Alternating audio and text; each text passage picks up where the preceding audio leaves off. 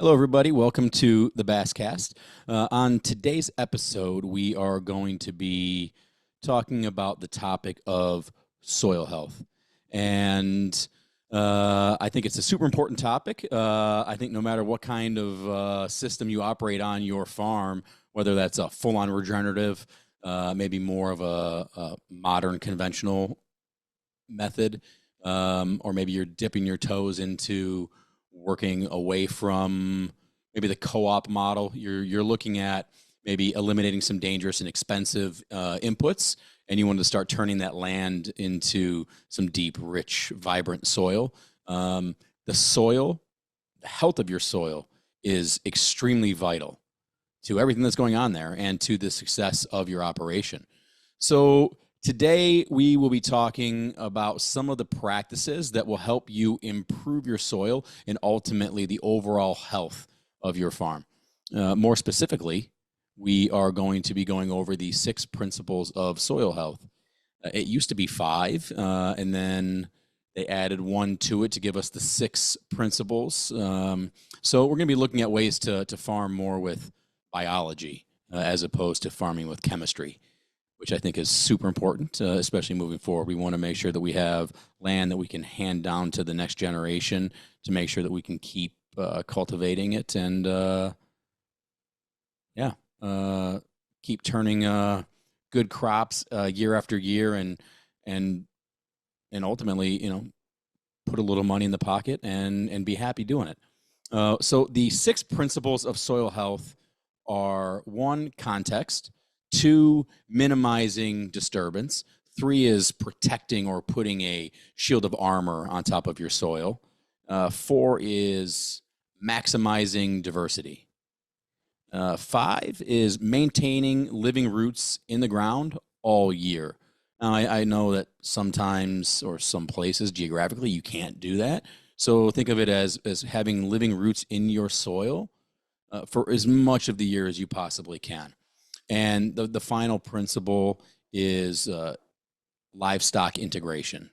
I don't know everything there is to know about all of this stuff. I'm learning more every single day, and I want to know more about it. And to help me understand these principles and maybe you a little deeper is kind of the purpose of what we're doing here today. So I have asked a regenerative ag advisor to join me so we can dig a little bit deeper and learn all we can about the 6 principles of soil health and kind of a gateway conversation into regenerative agriculture. So let's get right into it.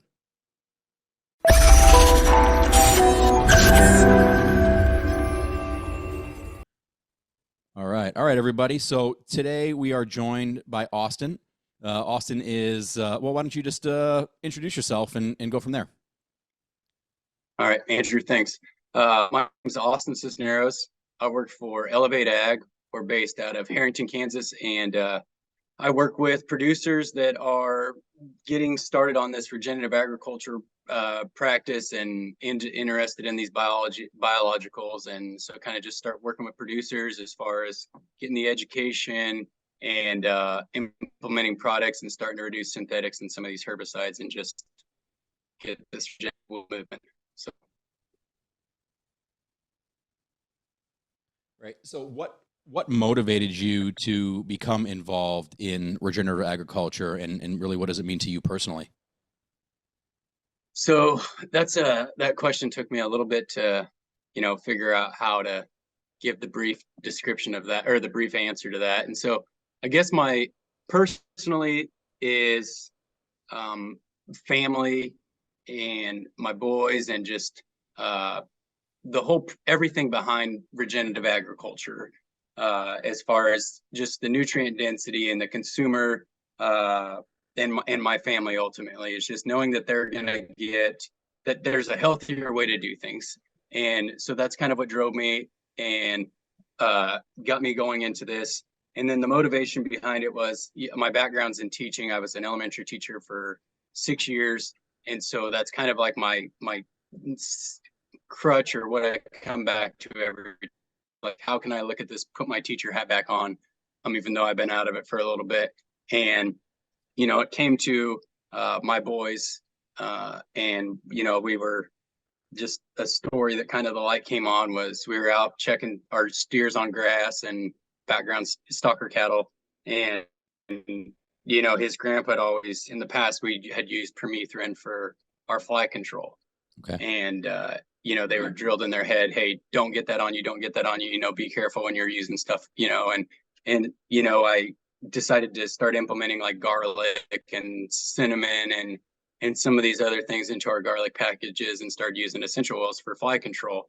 And I drove in the feed truck and we have a fogger that we fog the steers with, and so you can cover a large group of them really quick.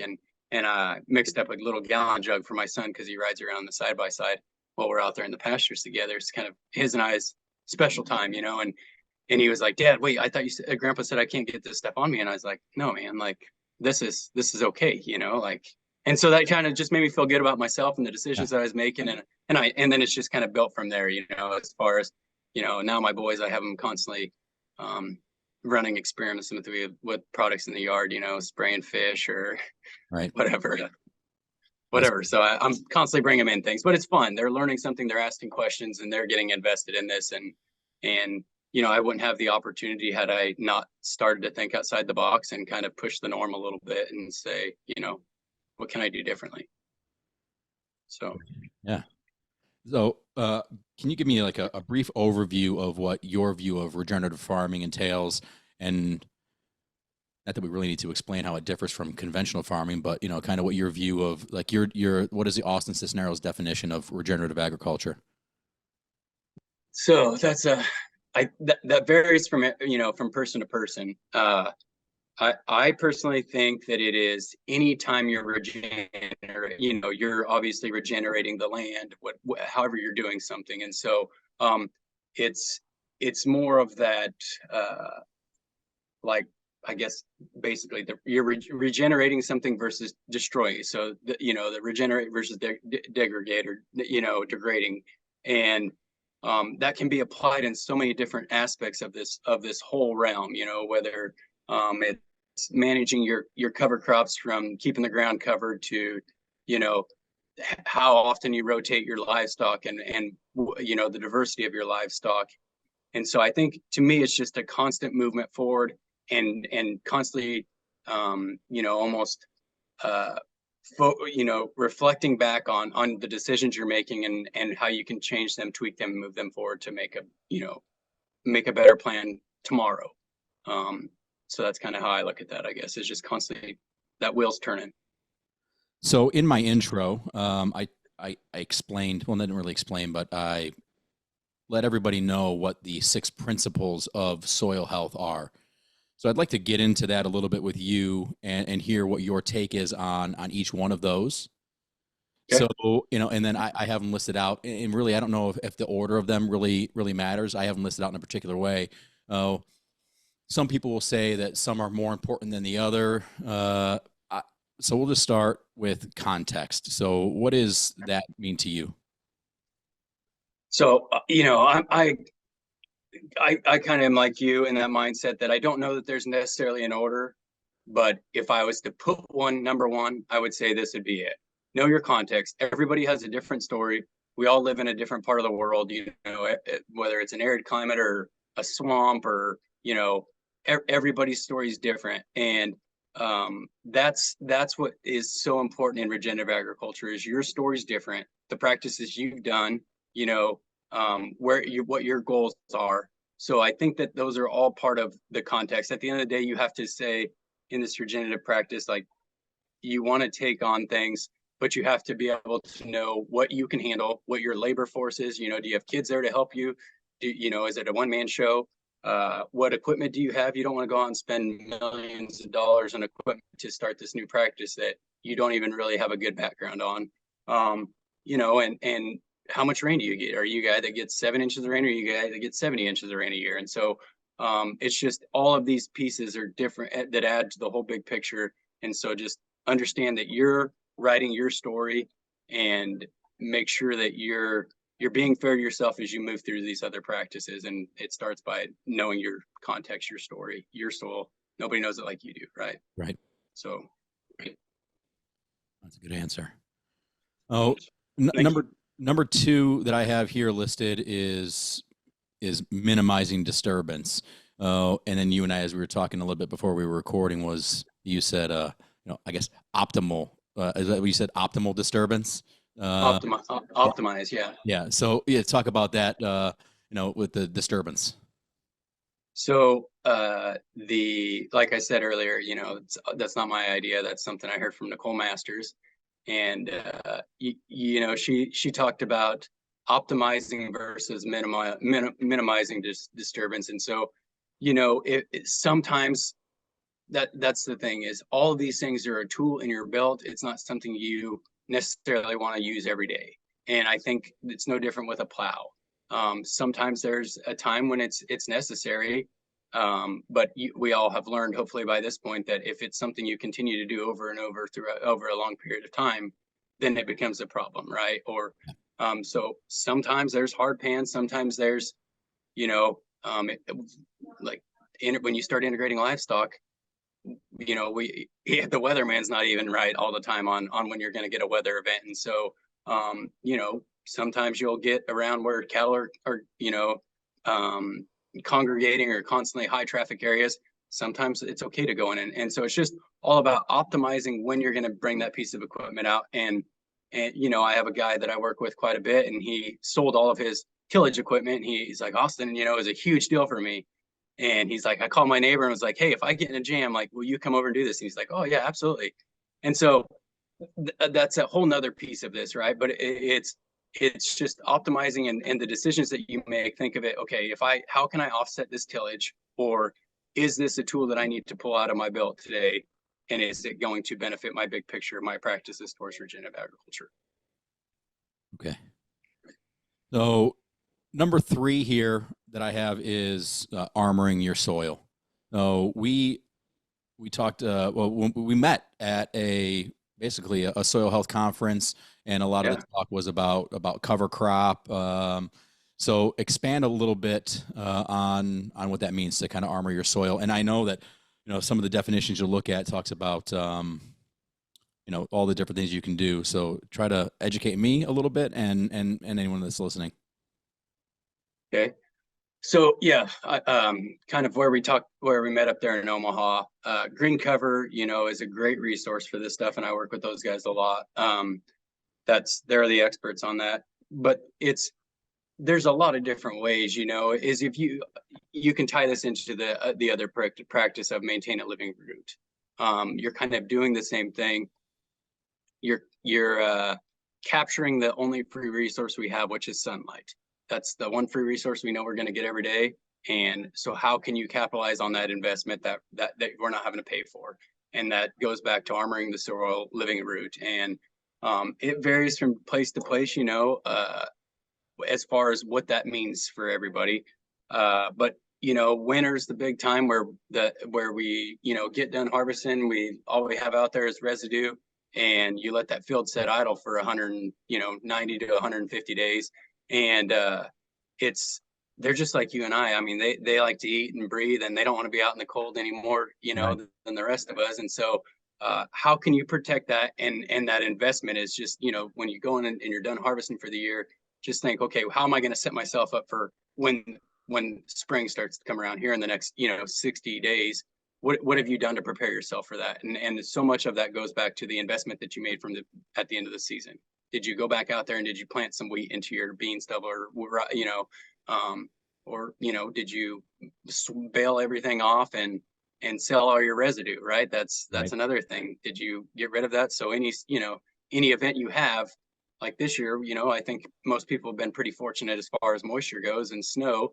If you don't have anything out there to catch that, any net on your ground to hold onto that snow, to hold that moisture on, either the interstate's going to catch it or your neighbor's going to catch it, and that might be a big deal here come June, July. So it's just an investment. I mean, I view it as when it's hot out, I'm protecting my skin.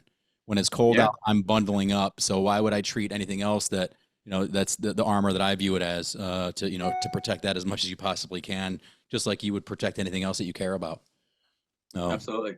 Oh, then so one of the things in the principles that I think is super important is diversity. Oh, and this is something that you guys do within your company is try to maximize the diversity. Yeah. Expand on that a little bit and what that is to you, and then let everybody know on different ways that they might be able to increase the diversity on their farm. Yeah. So diversity is key to this whole deal too. That's why I think that these principles are going to kind of continue to go, or they'll have. I think they'll expand on where they're at. But I guess the main thing is you can introduce diversity in multiple different ways, whether it's a cover crop, rye, radish mix for a winter blend, or diversify your crop rotation. Instead of being a corn bean rotation, maybe on a forage or a grazer mix in there. And then back to the livestock, is something that we're doing now is instead of just running stalker cattle on grass, we're running, stalkers with sheep and starting to work with that. And that's a whole nother, learning curve. As I've been around cattle my whole life, but sheep scare me, like everything I've heard, they're just, they seem vulnerable, and I just hear these horror stories, which I don't, there's a Right. grain, take them with a grain of salt. But you know, it's more the more, and this is where like Elevate Ag and the company that I work for is that's what we pride our products on, is diversity. So if a guy, doesn't want to do a cover crop, diversify his cover crops, he just wants, he's got to keep that cash flow going. So he's just going to plant wheat versus, a rye, or he doesn't have that market for that. Then, okay, let's go over and let's figure out how we can implement biology on that situation. So let's bring the diversity there. Same thing for rotational guys that are, if they're grazing sheep and cattle, or maybe they're just going to graze cattle, then let's go out and let's figure out one of our residue product, our residue product hypercycle beef, the one that we, would Yeah. help in that situation. We're going to break that manure down. We're going to break that residue down and kind of ramp that diversity. So in April, it's there. And so, yeah, the more you diversify, the more, bosses you have in the kitchen, the bigger the benefits are going to be. And so diversity is absolutely key to this whole thing as well. So you had brought it up a little bit ago, with the living roots in the ground, which is one of the six principles. So there are certain parts of the geography where you can't necessarily do that every single day of the year. So expand on that if you can about keeping living roots in there, what the benefit of that is, and just all aspects of that principle. So the living root one, that is hard, but I think, the biggest piece to that is uh, understand why that's, and it's kind of echoing back what I said earlier is, and like you said, is you put something living out there, something's catching those UV rays and keeping that from drying even your ground out even more, and turning that into, a dry piece of bread or cake or whatever you want to look at, is, like one of those thermal guns. Go out there and, look at your a bare field versus something that's got a living root on it, and you're going to see a huge variance in Yeah. temperature on that, and you take it to the livestock aspect of it, and why, when it's 105 degrees outside and humid, where are your cattle at? They're not out standing around, on the top of the hill grazing. They're up underneath the trees. Well, think about your biology in the same way. That wheat planter, that living root is that armor, is that protection, and that sun it can do a lot of damage that I don't think we're aware of. And so is if we're able to capture that sunlight, or put something there to protect the soil, again, goes back to, the they play so well together, and that living root continues to keep that biology doing and keeps them alive and keeps your worm populations going, your microbial diversity again, and everything just continues to build on that. And so it's tough to put an emphasis on this, and you just have to find what works in your region, and you are going to be the guy that everybody's going to be wondering, what the heck is he doing over there? Why are you not, you know, Right. leaving that fallow or whatever, but it's a big deal. I mean, you can look on the news and it's becoming more and more of an issue as these places have, how much topsoil we're losing and accidents on interstates, and all these things. Like, it's obvious that it's an easy thing to fix, guys. Right. So, Well, yeah, even like 1 ton of topsoil that's getting blown off your land across an acre is what, like as thick as sheet of paper. a sheet of paper. Yeah, it's So, crazy. and then I drive around here, and I'm in just outside of Omaha. You get a little bit of wind, and you'll see the little dust devils that are flying around. You're just like, all of that is just leaving this guy's land. And I was just sent some pictures from some of our folks that are in Minnesota, where just in ditches, just piles of dirt that have formed inside these ditches from the wind. So I think, with basically armoring your soil and keeping living roots in the ground as long as you can throughout the year, that they're really, they could almost be merged into one, in my opinion. Yeah. It's because even if you can't keep the root in the ground all year round because of the weather, you can leave the residue there. You can leave that armor there, let all that stuff break down, whether it's naturally or with the use of a meltdown type product. Oh, now the last principle is, I mean, it's kind of self-explanatory. It's livestock integration.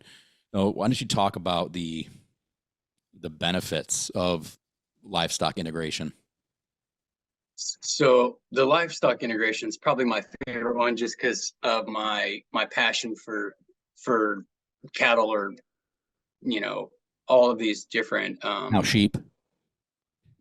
yeah, learning on the sheep, chickens. I guess I do enjoy my chickens. Yeah. But the livestock, because what makes them so valuable in this piece is, one, if you can change up, just like a cover crop rotation, if you can introduce a couple different families, a grass, a legume, a brassica, well, your livestock should be looked at it the same way. And so how can you introduce sheep, cattle, some people are doing hogs and chickens. I mean, you get on YouTube and you can get sucked into that in a hurry, and I constantly look at things and I'm like, gosh, I got to have some hogs now and some chickens. And I'm like, hold on, I can't even, I got to take this one step at a time. But, each one of those animals has a different rumen, and each one of them is going to take something from that residue or from that plant and change that, change the breakdown of that crop into something else, exchange it, and that manure is going to come out that much more. So if you've got a diverse cover crop and you've got two species out there grazing a cover crop, you're picking up the phosphorus, you're picking up the nitrogen in plant available forms already, because that goes out there and those are nutrients that are ready to go. And so anytime, you can integrate them, you can rotate them. It's again a tool, right? How are you going to manage them? How everybody does it different. Some people, move them every couple times a day. Mob grazing. There's so many different practices that you can do. I've seen there's machines out there that you can run like cattle and then sheep and then your chickens all in it, and it just that I think that's going to be something that's going to continue to grow. I think that people are going to, because it doesn't matter how many acres you have. I feel like you can integrate the livestock really well. It's just, a management piece of it. Oh, I think, we were fortunate enough when we were in Omaha that we got to see part of that documentary that's going to be coming out, or I guess documentary is probably what they're calling it. But, they talked about the difference between just kind of letting your cattle run around within the confines of your 4 fence posts to the amp grazing and all of the benefits that came from that. Now, I don't want to steal the thunder of the documentary when it came out, but it's a document that was called Roots So Deep, and it just amazing, like the difference between just traditional grazing and the amp grazing, and how much of the carbon sink there was, and the difference between the two of them. And then just got guys right next to each other. One guy is running a really, really vibrant, alive farm, and the guy on the other side of the fence is hanging on for dear life, and their soil's crap. There, no birds. That's the one thing that really struck me the most. Is that was crazy. Yeah, these farms that are operating, and you think they're doing all right, but there's no other life on the farm except for the cattle that they have grazing. So yeah, whenever that comes out, I'm sure it'll open up some eyes to a lot of different people in the the livestock integration side of it, and just the true benefits that you can get from having that come in.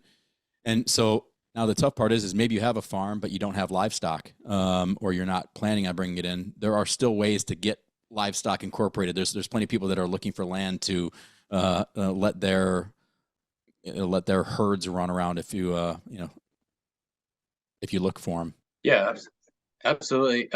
Like I think here in Kansas, we have the Kansas Health Alliance, and they've got a part on there that, if you're a producer that wants to have somebody graze their stock, graze your corn stalks or your cover crop, whatever it might be, you can put in, and then people across the state of Kansas can get in and say, hey, here, I got cattle, and they're starting to make those connections. And I think that's huge. That's really cool. I didn't know that was a thing. It's like Tinder for farmers.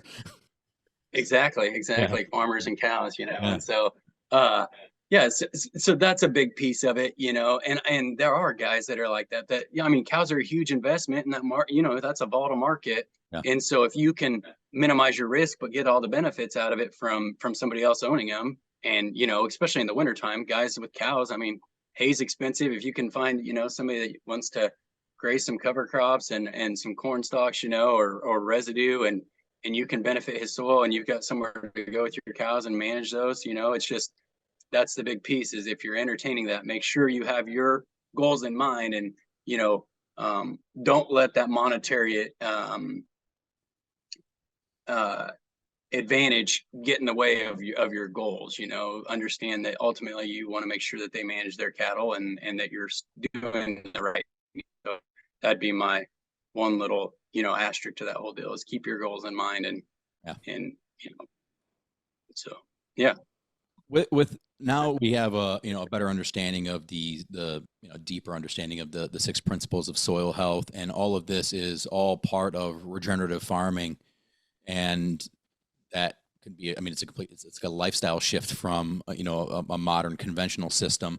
What in your eyes, what are the biggest or the most significant benefits from converting yourself over from from that way into a more regenerative mindset? So one, I would say, is get bang for your buck out of that acre.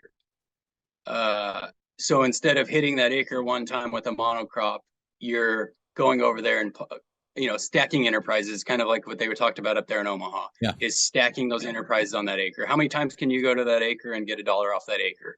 And that's ultimately, which is what pays the bills and keeps the lights on, right? Keeps Right. fuel in the car, is making money in this whole deal, return on investment. And so that would be the one thing. And it's just being able to diversify and get the most out of that acre. Another thing I see is which is huge, is kids and grandkids coming back to the farm because now they have a job, right? When you start getting into this regenerative agriculture,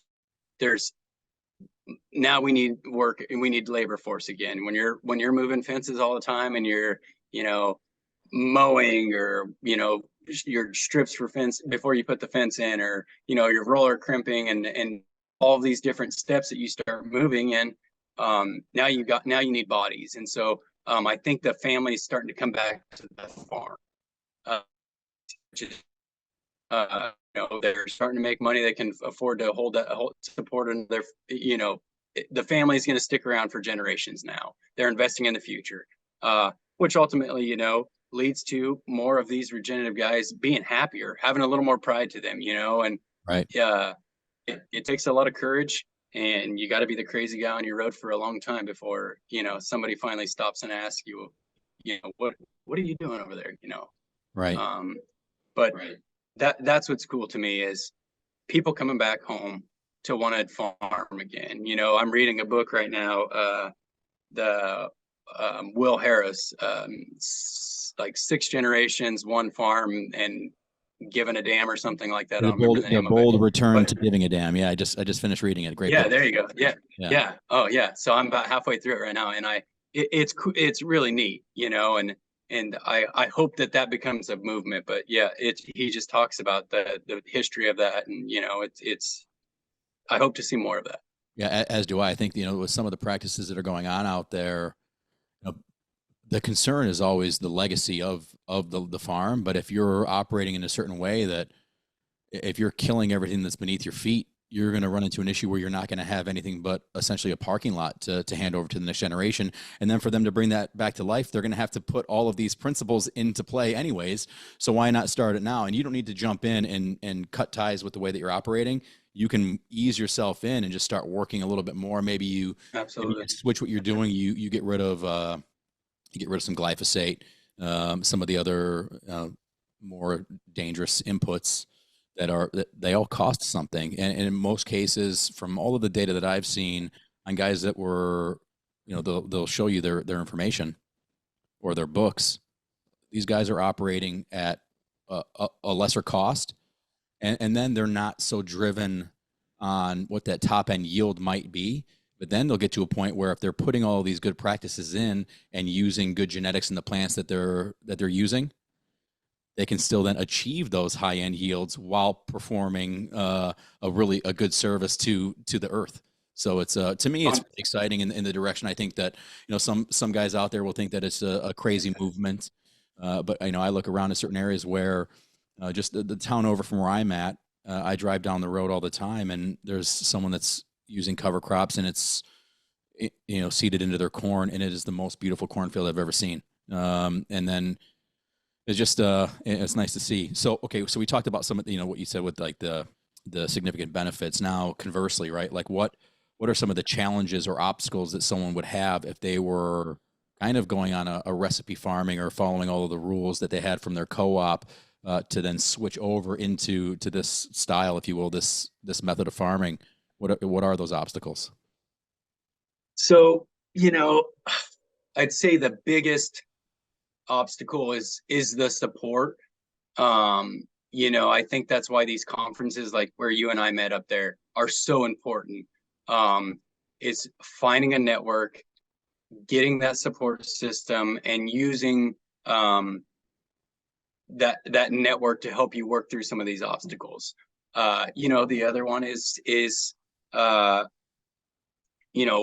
I think what's if you take a step like which one's the right step, it's where do you start, where does it get started. So I think there's a little bit of a challenge in that, but I think that just make sure that you've got a good support system, make sure that you're spending time in educating yourself and investing in yourself and your future, your land, and be comfortable with having to be courageous and be the crazy person on the road, and don't sell the equipment off and go a full 180 degrees or 300 360 degrees and say, hey, here's I'm changing everything tomorrow, I'm going to go buy cows and this and that. Like, just take little bites, right?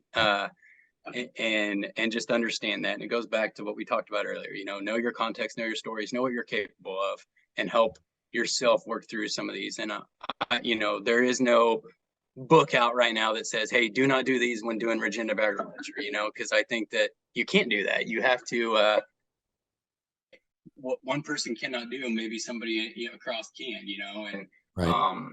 but and the other piece is the markets. Some of these guys that are growing some of these regenerative grains and doing these, creating a commodity that isn't necessarily well out blasted across the United States as far as advertisement goes. It's tough. You want to do all these right things and you want to provide this more nutrient dense grain to the world, but there's no market for it yet. And so I think that that's another challenge. But I hope those things will slowly get worked in. So, I mean, that kind of answers in a way the next question that I had, which was how do you approach that task of educating people? Because when I had conversations with people about a conversion from a stacked or traded corn into a conventional. They're so rooted in on the way that they do it. So you have to, it can be a tough conversation when you're trying to tell somebody, hey, there's a different way to do it. So how do you go about that education process when you're talking to somebody new? So yeah, that's everybody handles things different. You got to figure out where that line is that you can joke with somebody on. But I just focus on the education piece of that. Push them back to learn something. Let's start with soil testing. Are you doing grids and zones versus a Haney? You're using testing your soil testing from the 80s, but how many pieces of equipment have you changed from the 80s? Where you went from basically conventional tillage to no-till or minimal till, and the other thing is, it's teaching these producers how to read their soil test for once. Instead of somebody that's coming to their farm and trying to sell them an NPK, hey, let's look at this and let's see what these numbers right here tell us how well our biology is moving in our ground. And let's look at this from let's flip that test on its head, And so I guess my number one thing is like, I walk with that producer and try to help them educate. And, I learn a lot with working with these guys too, there's a lot of different pieces of equipment out there. No two farmers, producers plant corn the same time, the same way, with the same whatever, everybody's got a different way of doing things. And so you learn a lot and you're constantly, on your toes as well. And so it's just constantly just invest in yourself, and education is the whole piece of this whole deal. And I think once they see that you're invested in teaching them something, you've built that relationship and that trust, and now we're going to learn some things together. You're not doing this on your own. And I've got I guess I'm blessed with the portfolio of regenerative farmers in a sense. Some of my guys I work with, that I can call them up and say, hey, do you mind if I share your information with this guy so he can ask you some questions? And so that's my duty, is to connect these two dots for them, so that, because they're going to learn something from each other, just like I did from both of them, Well, I think that's great. You say that it is your duty, which I agree that it is. You have the opportunity to link two people. A lot of times when I have guys that are saying, "Hey, is there anyone around that's doing something similar to this?" and I have a bunch of people that I can say, "Yeah, he'll take the call." Yeah, absolutely. And I think that most people want to be able to share what they have going on.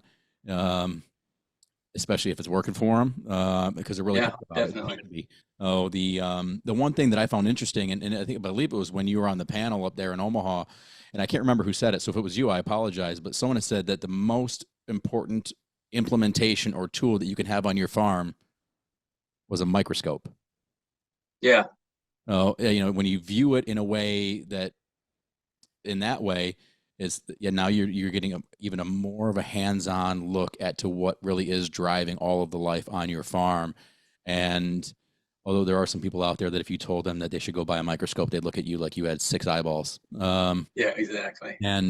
But there's a lot of truth to it, and I thought it was really, really a good point that was made about really taking a look at what you have going on in the soil. All right, so some of the stuff that is coming up, or you see in different parts of the world, where policymakers, governments, all these different things have a lot to do with what's going on, agricultural organizations. Where do you see some of that stuff going? Like what, in your opinion, what role do the policymakers have in supporting the adoption of a more regenerative agriculture mindset? Yeah, so that's a huge question. And I think all of those play, they're all a piece of this pie. I think it starts with, the consumer. And I think it's once consumer starts to figure out that there's more nutrient dense food out there. And I mean, look at the news now, right? Dicamba and all that stuff going on. Like they're paying attention now. And so I think the ball's rolling. And once they start figuring out that some of these things through doing these practices, we're fixing so many issues, right? Whether it's erosion, water, the pollution of the water, you can, the list is endless. More birds, if you're a hunter, you start doing these things, you start improving the wildlife on your farm, Yep.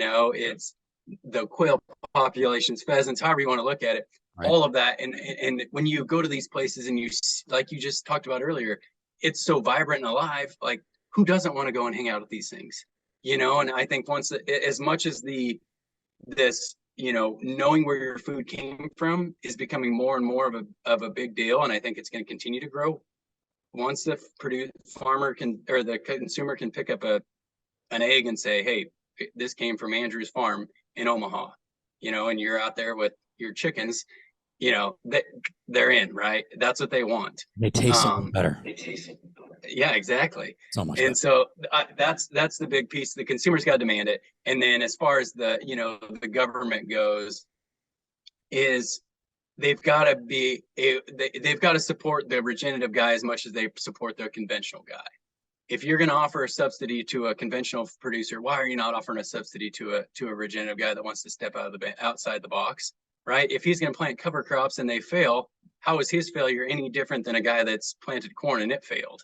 Right. Who do you think gained more out of that deal? A guy that's got a monocrop after a monocrop, or a guy that had a seven-way cover crop mix die? Yeah, I think they have a hard time monetizing what that Yes. cover crop looks like, and they're not necessarily seeing is that, okay, well, if I'm spending X amount of dollars on the proper blend or mix for my cover crop seed, that I might not, it might not be a commodity. I might not be able to sell off what that is, but the reduced inputs that are coming from having that cover crop on there, well, there's the way to monetize it, right? What would be the differences if you were putting on all of these, whether they're synthetic or, NPK, all these other things that you might be putting on that you don't need to put on there anymore because you have the cover crop? What is that delta? So there still is, there's still an economic impact to all of it. So if they can figure out a way to monetize what that is and that difference to then do it, then like you said, then then there might be a way to have some more support from the powers that be. Well, and banks too. I think banks play a huge piece in this whole deal. Is you've got to be willing to loan both these two producers. If you're going to do it to one, why is the other one, just because he doesn't check all your boxes, he's out here writing his own checklist on the side. But it ultimately goes down to education too. Like there's got to be some education. I mean, you go around and look at these these big names out there, Gabe Brown and Nicole Masters. There's tons of intelligent people out there that are doing this and are great voices. And how can you get their words out, get their message out to more producers and spread this word so that it's able to grow. And I think that's your legislative is coming in and putting a value and on that education and trying to help these producers, why getting a credit going to soil health events, right. I mean, you go sit in Omaha for a day and your head's hurting, you've taken in so much listening to people, you can't get it all in. And so you're going to go out of there with scratching your head being like, geez, how can I do things differently? And so, that's where I think it starts. And the other piece is the landlords, that, I hear a lot of guys that I work with, and they're like, well, yeah, I can do this over here, but I can't do it over here, and because this landlord supports it and this one doesn't. And, there's got to be some support there too. Like, but again, goes back to education. We've got to educate these landowners and say, hey, well, trust me, you want this guy, working your ground. If you're planning on handing this down to your grandkids, you want your regenerative farmer here, and here's why. Yeah, I think they're I don't know how to do it. Maybe it's similar to how you were talking about the system that you had there in Kansas, where it connects the landowner to the person who has the cattle to link them together. That if there was some sort of a database or a system where the absentee landowner and someone who wanted to farm a particular way, that they could link up and then I guess it depends on when the lease would end on someone operating a certain way, but to increase the opportunity for more and more people to farm this way, and even just on a base level of going from a GMO to a non-GMO crop and eliminating just one input that has a huge impact on the way that we operate, and getting rid of as much glyphosate off this planet as we possibly can. Yeah. That's it's a step in the right direction if we could figure out a way to link all these proper people together. Shoot, just a couple hundred yards away from me, there's not even a structure on the property, and I don't think the person who owns it has any say in what's going on there, as long as they're getting their rent check every month. Yeah. So Exactly. I don't know if you can incentivize them or do something, but then that leads back into some sort of legislature that would come through to make it more beneficial for the landowner, if they are in a lease situation. Yeah. Looking ahead, where do you see all of this going, in terms of regenerative agriculture and a more, I guess, a more sustainable way to farm moving forward? So I don't think regenerative agriculture is going away. I mean, Um, I think it's just going to grow, and I'm super thankful and excited to be in the middle of it, talking to you about these things. Like this makes my heart happy. Um, and so we're just on the tip of the iceberg with this whole deal. I this I think it's just going to continue to grow, and I hope to see this food system change and to improve these whole things, and start to just get some of this life back. It's tough when you see, you look at this and you see so many different benefits of just a living root out there all year long, like just the smallest thing, how big of an impact, and how it just creates a ripple effect to everything.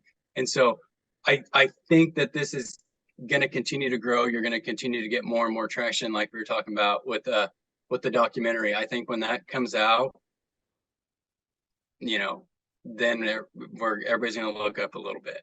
And so I think that it continues to go. We get the momentum going, and it just continues to snowball. I hope that people value the education, and if you have a story, or you're thinking about implementing practices, or you're doing some of these things, to talk to your neighbor or a stranger. I mean, look at you and I, like we both end up in Omaha, and I tell you a story about how all my chickens are dying from predators, and you come over and tell me, hey, throw a black chicken in there, maybe it'll work, and like I come home and that's the first thing I tell my wife, I'm like, hey, we're getting all black chickens next year. So yeah. it's just one of those things. But it's a cool community. I think it's hard to go into these regenerative conferences and not come out of there with some friends, because everybody's so passionate and open-minded. And it's not Right. like, hey, I got a secret, I'm going to keep my secret from my neighbor. It's, hey, I want to tell somebody so that I can help somebody else. And it's just a different, That was the biggest thing I took. That's the biggest thing I took out of that conference, is that every single just person, you genuine. could walk up to any single person in that entire room and have a conversation with them, and to be in a room full of like-minded individuals that are more than happy to tell you their story about what they're doing. Yeah. And they also are very humble about it. They also know that there's a way to improve it. And maybe you have the answer on how I can do it, or maybe this guy or that gal does. And the resources that are there, the education is available. But us having this conversation can increase what that might look like to somebody, or it might, the scope of what someone is looking for. It can be daunting to try to find an answer to something, but most people will have those conversations with you. And Absolutely. I think it's exciting. I think that, being on this side of it, I agree with you. I don't think that this is going anywhere.